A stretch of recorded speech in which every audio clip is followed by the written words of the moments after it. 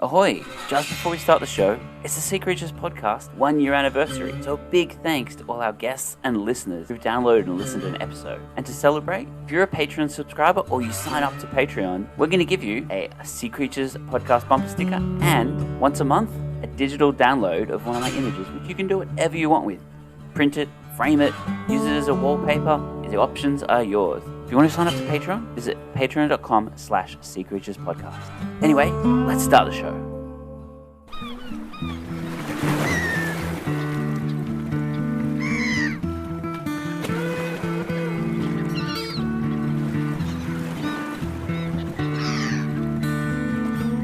G'day and welcome to the Sea Creatures Podcast, a show all about the amazing animals that live beneath the waves. Each episode we chat about a specific sea creature with a guest who has spent time and interacted with this ocean animal. Our guests range from marine biologists to scuba divers, underwater photographers, citizen scientists, and anyone with an intense passion for marine life. My name's Matt Testoni, and I'm all of the above. And joining me for this episode of the Sea Creatures Podcast is Stefan Andrews, and he's the Director of Education and Impact at the Great Southern Reef, an underwater videographer with ocean imaging, and just a general marine biologist, which is awesome. And he's just spent about a month up diving with cuttlefish, which is what we're going to talk about today. So welcome to the show. Thanks very much, Matt. And it was, great to catch you at the cuttlefish aggregation this year and do a few dives with you. Yeah. I was very lucky enough to meet you in person finally and get in the water. We tried to record the podcast up there, but it didn't quite work out. But here we are. So let's talk about cuttlefish. Usually I would start with why, but first of all, let's mix it up and go, what is a cuttlefish? Okay, so a cuttlefish is a type of cephalopod. So cephalopod being octopus, squid, cuttlefish, and nautilus. Cephalopod means head-footed. So they've got basically their head and then a whole bunch of tentacles hanging off like your typical octopus. What they do have differently, the cuttlefish to octopus, is that they have this cuttle bone inside that they use for buoyancy. And I guess what a lot of people don't realize is cuttlefish and octopus is they are mollusks. So they have evolved from similar creatures to what we would consider on land like snails and slugs. So very interesting because they definitely don't look like those anymore, and they've evolved rapidly in a way that they are incredibly well suited for their environment. So they've got the ability, the cuttlefish, to maintain their buoyancy and float, and they've retained some of that shell that gives them the ability to do so. Whereas octopus, they've got rid of that shell completely, and that enables them to sort of get through really tight spaces, but they can't float around in mid-water. So the giant Australian cuttlefish, which is what we're talking about today, are the largest of the cuttlefish species. There's about 100 different types of cuttlefish, maybe more. This one is only found along the Great Southern Reef in Australia, and they can grow up to around 0.5 metre, maybe a little bit more, up to about 10 kilos. But the bigger ones are actually usually found on the East Coast. And the ones that I'm most familiar with here in South Australia, and the ones that do that aggregation that we'll talk about, they are the smaller ones. And for anyone that's seen and dived with the giant cuttlefish on the East Coast, expecting to see such big ones here, they're often a little bit surprised. Oh, they're actually quite a bit smaller. Yeah. And when you say Great Southern Reef, just quickly give us an overview of where from and where to and what it is exactly. Sure thing. I've heard you mention Great Southern Reef a couple of times on the podcast, which is great. We're trying to build the identity of Australia's kelp forests by giving it a much needed name. And so anywhere that's got the golden kelp, Aclonia radiata, along the southern half of Australia, and is generally linked by two ocean currents, the East Australian Current and the Lewin Current. And the Great Southern Reef extends all the way from the Queensland-New South Wales border. That's the top of it there on the east coast, all the way around southern Australia, including right around Tassie, up the west coast, and finishing up just north of Kalbarri in Western Australia. So it's over 8,000 kilometres of coastline. And essentially, this is where we have got temperate or cool water, rocky reefs, all connected by the ocean currents and the golden kelp. It's a very special place that is home to thousands of unique species. The biodiversity is incredible, but remarkable to this area is there's more seaweed species than anywhere in the world, more red seaweed species, more endemic red ones than anywhere else in the world. Yeah, it's this this huge network of reefs that are incredibly valuable to Australia. And yeah, it's about time that they start getting some recognition. So that's what the Great Southern Reef is all about. Cool. Yeah. And I mean, it's such an amazing place. And there's so many, like, as you mentioned, endemic animals, which are animals only found in that Great Southern Reef area, if you're endemic to the Great Southern Reef. And yeah, that includes like the giant cuttlefish. Yeah, the giant cuttlefish is 100% one of those real icons of the area, and people come from far and wide to see them, especially around Point Lowly near Whyalla there, where they come together in huge numbers every winter. Yeah, and so that's where we met up. And so tell us a little bit about why the cuttlefish go up there and about what you were doing up there. So the cuttlefish come to this stretch of coastline because there's really good habitat for the cuttlefish to lay their eggs. So they lay them on the underside of rocks. So the rocks are generally like covered in a lot of seaweed. So these little caves, and they're often called dens, where the cuttlefish go into, is really well protected and well suited for the cuttlefish eggs. There's not too much of that rocky reef habitat, especially with overhangs that are going to be suited for the eggs of the cuttlefish in the upper Spencer Gulf. So that's why they will move, a lot of those northern ones move up to that really specific piece of coastline there and aggregate to mate with each other and then lay the eggs. So they come up there, they lay their eggs, and unfortunately for people wanting to visit, it is at a time of year when it's not really that good for scuba diving. Well, yeah, they arrive at the end of May, which is, when the water's starting to really drop off into its cooler temperatures. It is winter that they do aggregate. May is when they're starting to arrive. And if you're lucky, if you want to get in early when the water's not quite dropped off and still see the start of the aggregation, late May is a really, really good time to go and see them. June and July are the peak months. So that's when you get the most numbers. And the great thing about this event is they are there for such a long time, which is amazing. And they're just off the coast and just off the shoreline. So really easy to get into the water and see them. They're only doing their thing in a couple of meters of water, which makes seeing them just so easy. It's May that I've kind of noticed. It's really interesting when you've just spent so much time in the water with them, how you see subtle differences in what's going on down there. Because at the start, you'll see the early arrivals. And if you think about it, if you're a cuttlefish, you don't want to get there too early because there's got to be like the right conditions to lay their eggs. Probably they really need that cool water, but you want to have enough good potential partners to mate with. And you don't want the eggs to be laid too early. Maybe the females are not ready to lay their eggs there. But also you wouldn't want to arrive too late because a lot of the really good egg laying spots could be just absolutely jam-packed full of eggs. So I think there's some advantage in getting there quite early, and you can get the eggs can get right towards the back of those dens, and they'll be then protected by more eggs in front of them and maybe more likely to survive. So early could be good. You see some of the big males protecting some of the really good egg laying spots, and most of the time if they're protecting a good egg laying spot, they're protecting a female that's tucked away in there as well. But then you also see a lot of the smaller males really actively moving around and trying to find where the best spots are and where the most females are going to be, where is the most egg laying action going to happen, and what's going to be best for me. So there can be a lot of movement early on.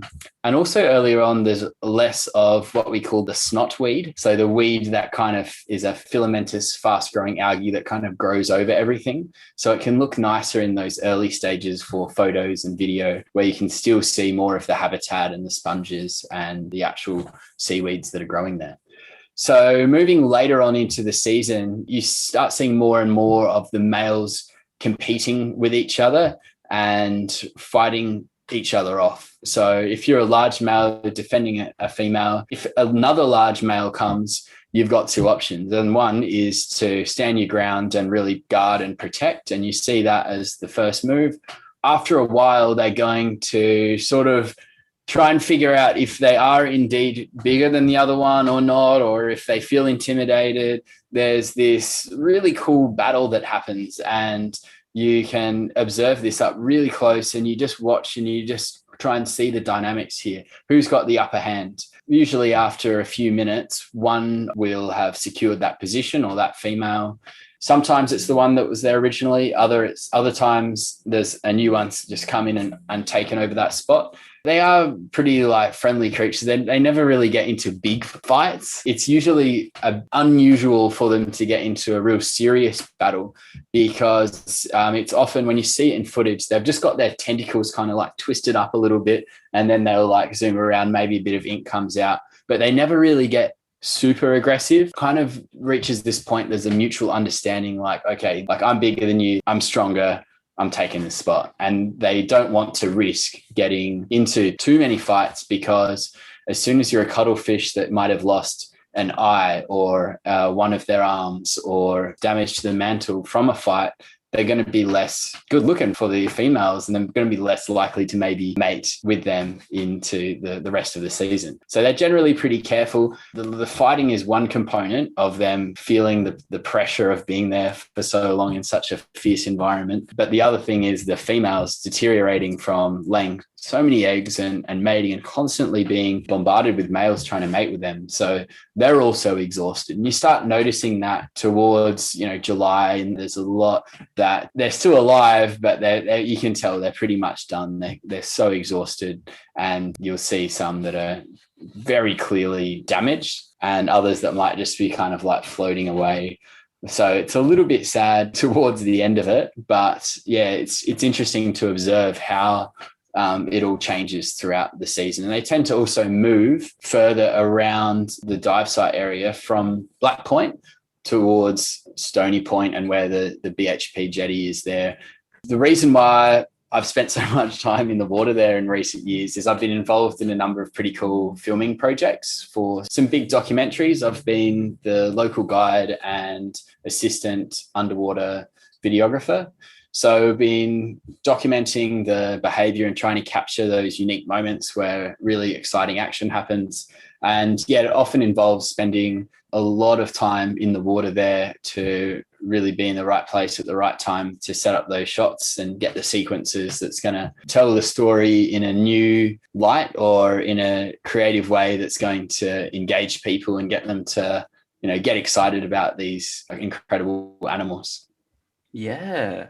And so speaking of filming them and filming cool things, I guess one of the first things that comes to mind, as we were just saying, when the males kind of compete, they put on, like, they're not just measuring each other's size, they put on a pretty spectacular show, don't they? 100%. Yeah, it's really cool. It's probably one of my favorite things that goes on down there is when the males are, really competing with each other, and they'll put on a pattern on the side of their mantle, which is called, well, some scientists have called it the passing cloud. I like to call it that they're strobing, but there's a whole bunch of just terminology for what they're doing there. It's almost like they've got a TV screen and they are putting out some cool patterns to show the other male, like, I'm big, I'm powerful. And it's usually this kind of V shape that sort of will continue to get bigger and new ones are created underneath. So it's really cool when they are competing. It's incredible just how much they can change in size from when they are just hanging out or just swimming around to when another one is actively competing with them. They can increase quite dramatically in size.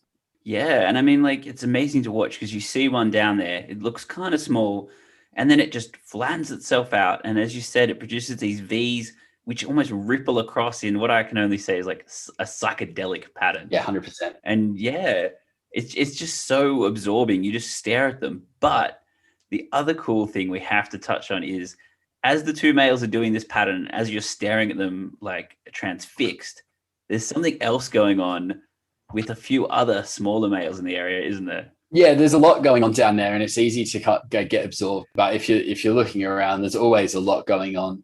If you think about it, if you're a cuttlefish down there, let's say you're one of the males and you're trying to just guard that female that you are mating with, you want to make sure that no other males come in close to her.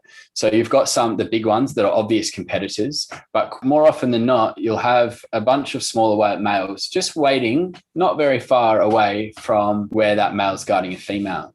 And they've got a few strategies, these smaller males, because actually I believe it's about 75% of the males that are there are in that sort of medium to smaller category. It's only a small proportion that are those real large ones. There's often up to 10 or even 12 males all just hanging around waiting for that big one to get distracted, usually distracted by another big male, or just, lose concentration for a little bit because there's others that will come in and they will sneak mate with the female. So there's a few strategies that they use. One of them is just, persistently waiting there. Obviously, like, I'm another male, but if I just keep waiting here long enough, then, there's a good chance that I'll be able to sneak in there. And that's called open stealth. There's also hidden stealth. So the smaller male, it will kind of be in the area, but it'll just be tucked away behind some weed, or sometimes coming in through the other side of the den, ready to get in there if they get the opportunity. So that's hidden stealth. And then the real famous one that these crazy animals are famous for is the female mimicry, sometimes called the sneaker male or the cross-dressing sneaker. This is where you've got the male that will definitely not be big enough to compete with the larger males, but it could be maybe competitive with its intelligence and be smart in the way that it approaches other males. And so they're very good at imitating or mimicking the look of a female cuttlefish. And what they will do is they'll pull in their tentacles, make themselves look smaller, and they'll often change their color to, sometimes it's a darker coloration, but sometimes it's darker with a very clear, like really vibrant sort of blue lines, the tentacles and towards the back. Once you've got your eye in on that, it's really easy to spot. And the males generally, they don't know that this is another male at that stage. There's a lot going on for them to interpret. So I don't think they see an immediate threat, like, oh, that's just another female.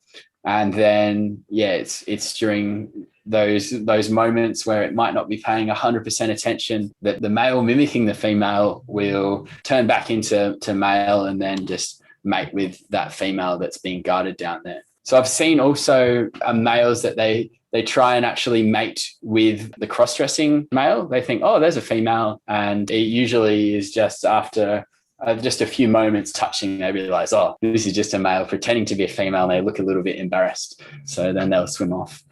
It's not something that's happening constantly.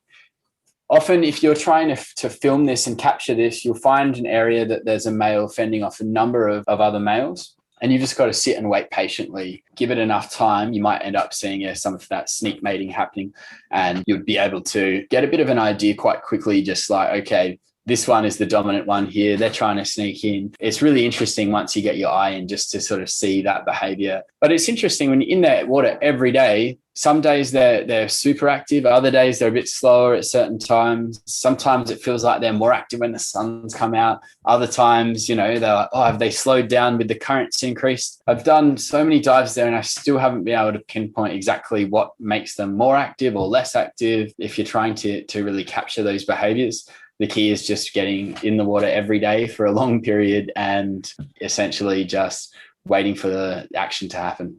Yeah. And I mean, you mentioned that, like, you're sitting there watching them for a long time. And I just remember watching them and laughing underwater. I mean, as much as you can laugh out loud underwater at the ludicrousness of, what's going on. The males kind of fighting each other, or like, just playing to each other. And as you said, like, it's hilarious when another male sneaks in and grabs the female, especially because the bigger male, he often turns around and he just looks a bit shocked. He doesn't try and break it up. He just kind of floats there a bit insulted or a bit like, oh, damn. Yeah, sometimes it almost looks as if they're quite happy for some males to mate with that particular female and others not. Even though they're guarding that female, they're allowing certain individuals to still mate with her. So it could be like they're buddies and they're like they've got a deal going on or something like that.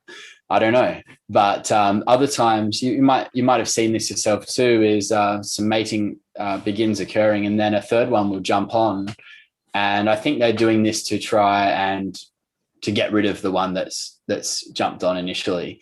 So you have three, and that's often when some of the fights start, is when you got three and then the tentacles get all caught up, and then the female usually just like comes flying out, and that's often quite funny to watch. Yeah, I'm the same. I'm often laughing down there, mate. There's a lot to keep you humid and entertained. The action never stops.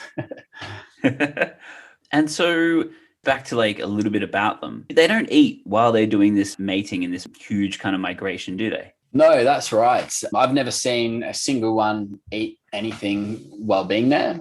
I have heard that the area is generally like full of fish and other marine life when the cuttlefish are not there, and they kind of just sort of move off because there's all these cuttlefish there all of a sudden. I haven't necessarily been there right at the start. Then they might do a little bit of eating. Yeah, interestingly, the giant Australian cuttlefish, they're able to get such a large size is because when it's not during that aggregation period, they actually spend about 95% of their day just chilling out, just resting, and only a small fraction of that, like a couple of percent, actively getting food. So I think they're pretty smart. They've got definite ability to catch plenty of food when they need to, but during that aggregation time, that's when it's strictly their brains are all about mating, and that's all that they really cared about at that point. However, we have noticed some bizarre behavior with some of the cuttlefish and some cannibalism. So you'll see these larger males generally, and they've got what looks to be a small football underneath their arms and tentacles.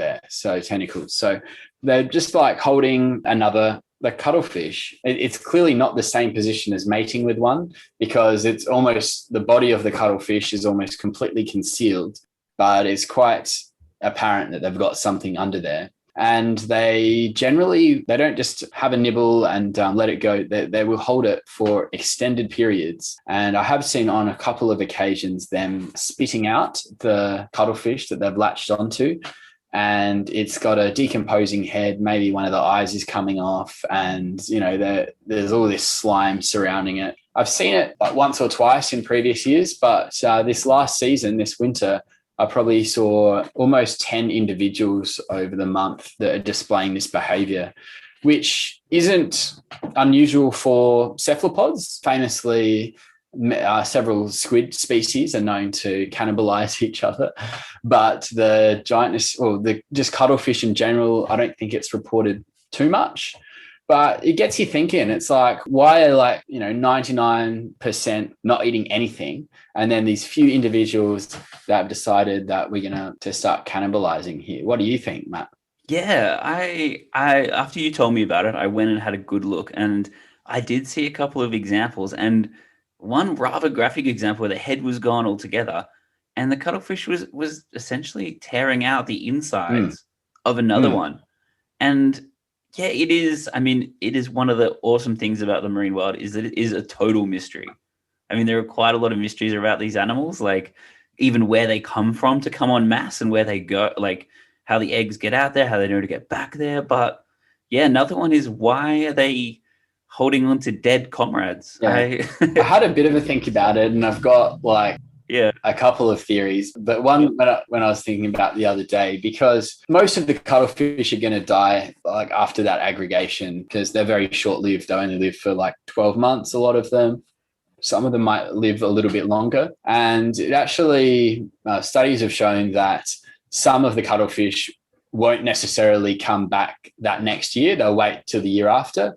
And it makes sense from strategy to keep the population going if there's something catastrophic event there on one particular year. If you've got some of the individuals coming back the following year, you got a chance of recovering that population. But so maybe some of these cannibals, they came back, they realized, I'm actually not big enough to compete with those big males. I'm not smart enough to do the cross-dressing thing yet. I need to learn a bit better, or I need to bulk up a bit more.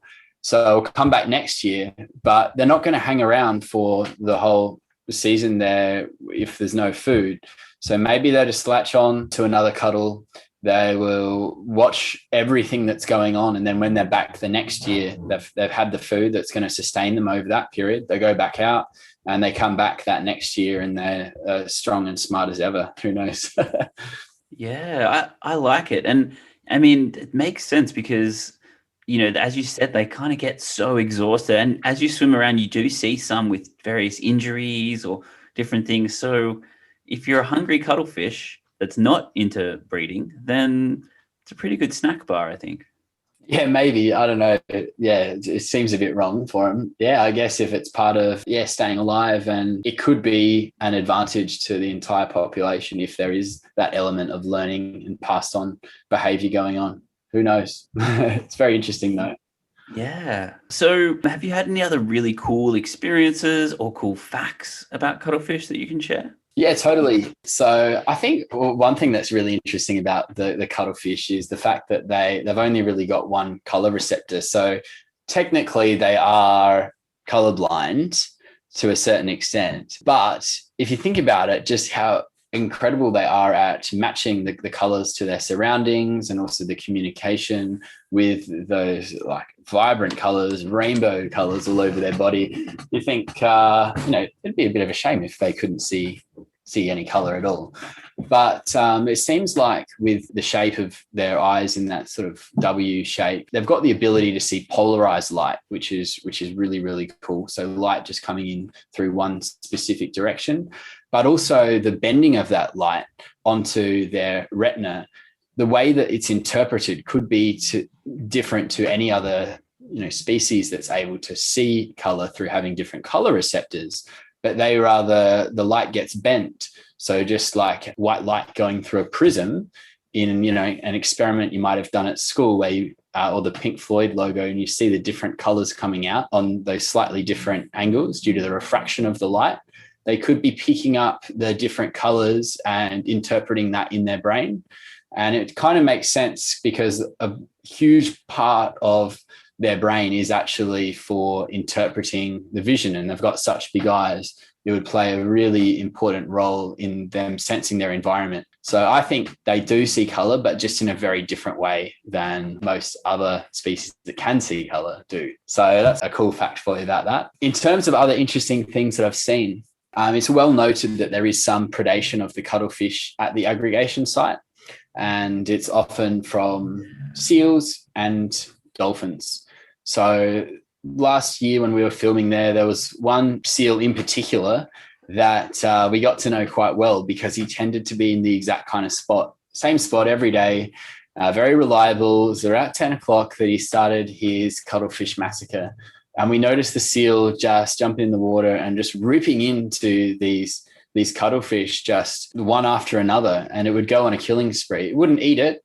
It would just grab them, shake them around, and just move on to the next one. And it might do this to, 10, 15, 20 of them.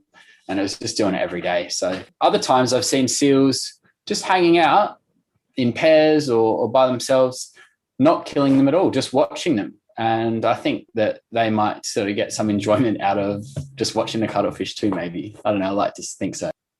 There has been a few times that I've been underwater, you're filming, you're looking at a particular cuttlefish and you know that they're all around you, and then something happens and you look around and almost every cuttlefish, like you had, within your field of view around you, 30, 40 cuttlefish, all of them have just disappeared and they've just either blended in or tucked in underneath little ledges.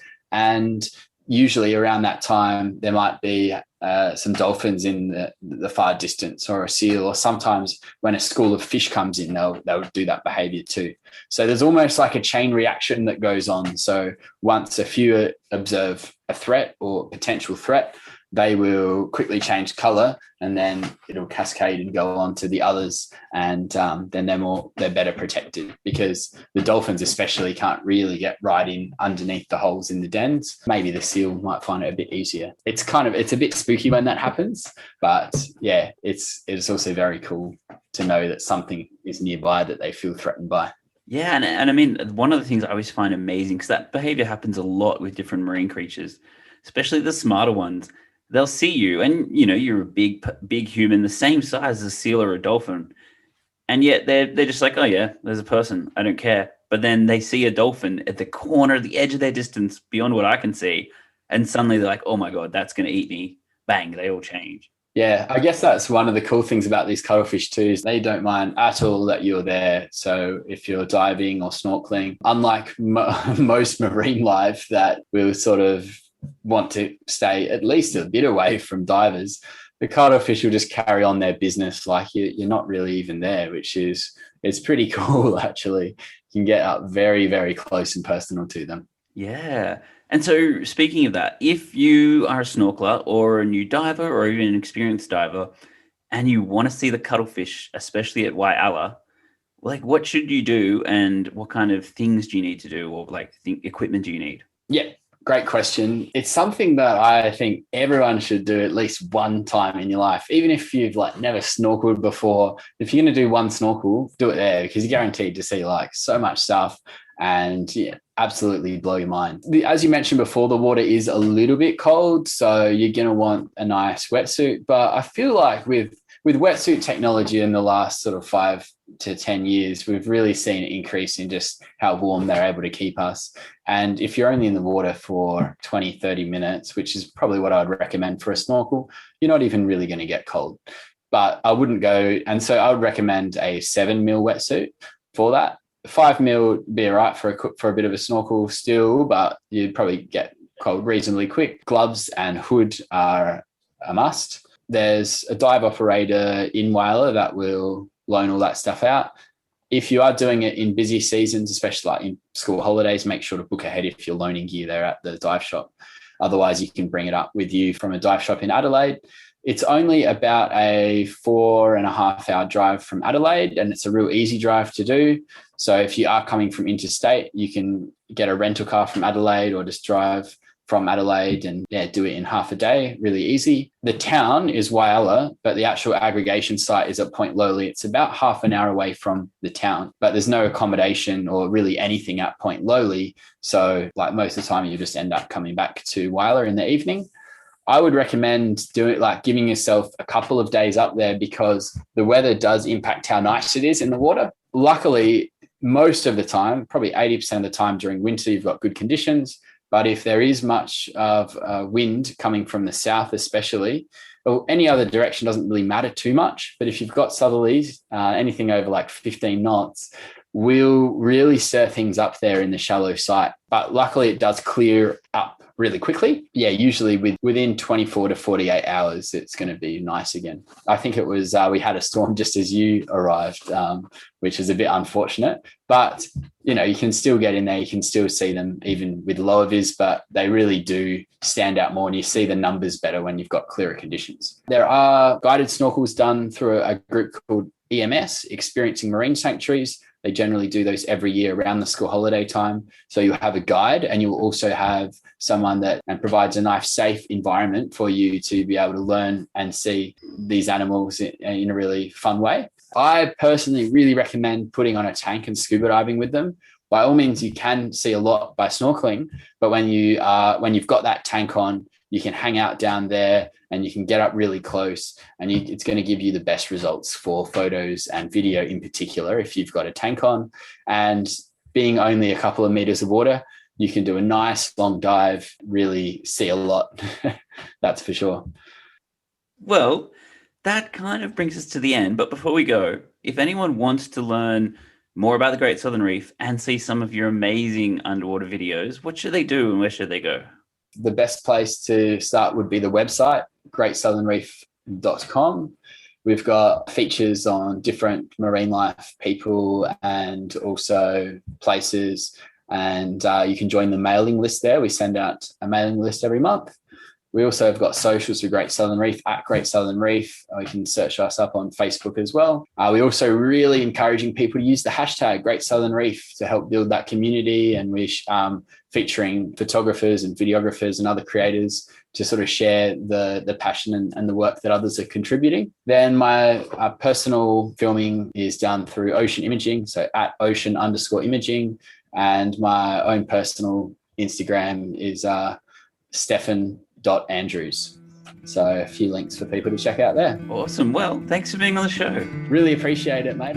Sea Creatures Podcast is hosted, edited, and produced by myself, Matt Testoni. You can see my photography on Instagram at Matt_Testoni_photography and visit the Sea Creatures Instagram, SeaCreatures_podcast. If you like the show, join our Patreon, get your free 1-year bumper sticker and your free monthly image by going to patreon.com/SeaCreaturesPodcast. just to help us support the running costs of the show. Music by Dan Musil and his amazing, cool, fantastic, epic slide guitar, and production assistance by Georgia McGrath. Tune in next week to hear all about the red handfish with Jamina Stewart-Smith from the Institute of Marine and Antarctic Science. This has been the Sea Creatures Podcast. Over and out.